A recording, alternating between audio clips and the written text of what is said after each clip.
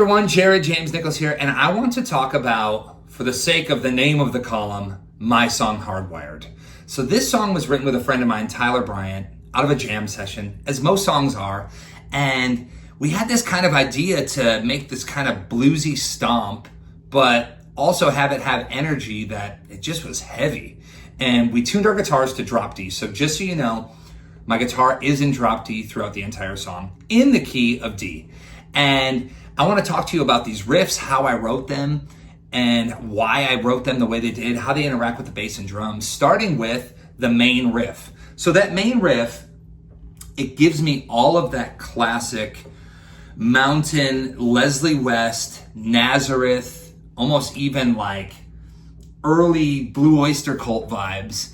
And it has this pickup. It's all about kind of this vibe of 1, 2, 3, 4. So it's almost that call. It's just that pickup, right? Now remember, I'm in drop D, so we're starting on that 5th fret, sliding into that 5th fret on the low E string, 3rd fret to the 5th fret on our A string, and then picking up and doing a little bit of a slur, almost like a half bend on the 3rd fret of that D string, going back to the 5th fret on the A. So bringing that up with a little bit more volume, we have.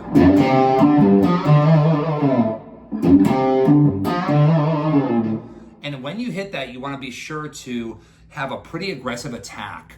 Now, sometimes when I play this, since I don't have a pick, I'll just use my thumb and really smack it.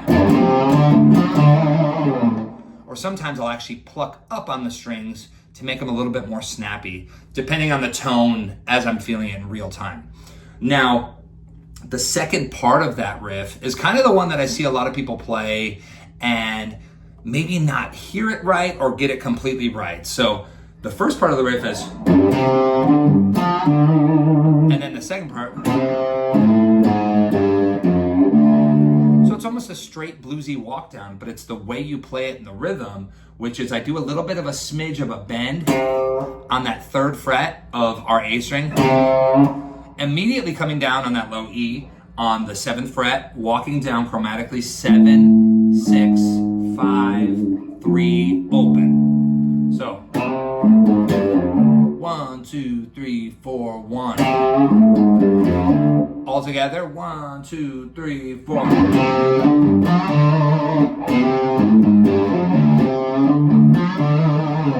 And to button that riff up, I do another chromatic walk up, and it's almost a full band hit. So the drums are following along as well as the bass. Now I'm doing this in octaves. I'm going West Montgomery a little bit, but I'm hitting both on my low E string and the D string, starting on that 2nd fret. Now I'm not barring across because I'm just trying to get the octaves there to pop out, and I'm hitting 2, 3, 4, 5. So walking that up. So the whole riff together goes.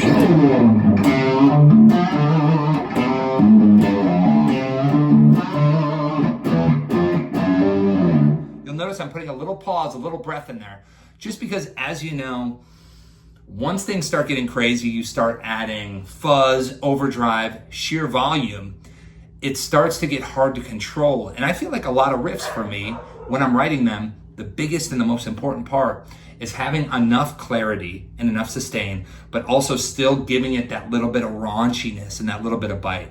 That's what I love about all my favorite records and my favorite players. They're able to bridge the gap between beautiful tonal perfection, but also hanging on by a thread. There's something beautiful about guitar playing like that I feel like a lot of times nowadays is a lost art.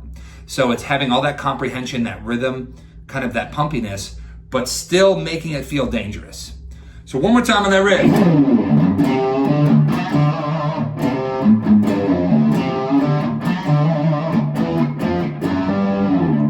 Now, moving on to the verses. Very simple verses. I was thinking Stone Temple Pilots vibe for these verses because all that I'm doing is thinking as almost a drum with the band. And I feel like as a guitarist sometimes, that's a really great way to think of yourself, not even as a melodic instrument, but as just simply a pulse driving at the riff. And what I'm doing there is I'm simply holding a D chord. One of the ways I like to play D chords, by the way, is to play them with an open high E string. So you get So it just gives a little bit more of that ring. And sometimes when you put that third in there, I feel like it gives a little bit of a rub. And so I like to take that out. So I'm hitting that along with the band. 2, 3. And then we have a little answer riff, right? Which is straight blues. On our A string, we make this little, from the open A to the second fret to the third fret, a little bounce. Got that from Lightnin' Hopkins, the end of a Lightnin' Hopkins track, right? He would always do something like that. So we're having that right here. Sometimes a bend, sometimes straight on. Going into the pre-chorus, we have these kind of, I would like to call them these open droney chords, but there's something really special about drop D that I love, is the interpretation of simple chords sounding a lot more advanced. So what I'm hitting is a B flat 7 chord, but the way that I'm doing it is I'm holding down my middle finger on the 8th fret of my low E string, and then I'm simply putting my index finger on the 7th fret of my G string and hitting open, the open D string along with it, adding a little bit of vibrato. So it gives it a very open sound. Moving that up to a C chord, 2 frets up, same thing. Then going into that chorus, which goes super free, Bad Company. A C power chord into the D, but having that D drone underneath it.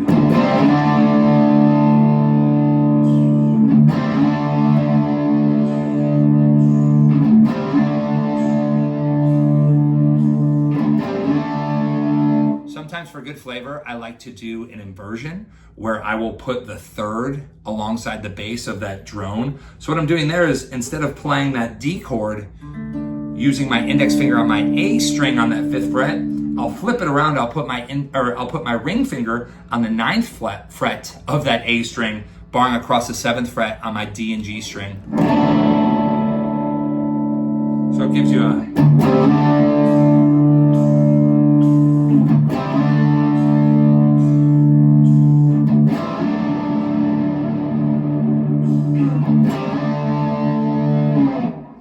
And then simply put, one more part to that is adding the walk down of straight drop D, 3-5 open with the vocal. So I'm going super Leslie West there.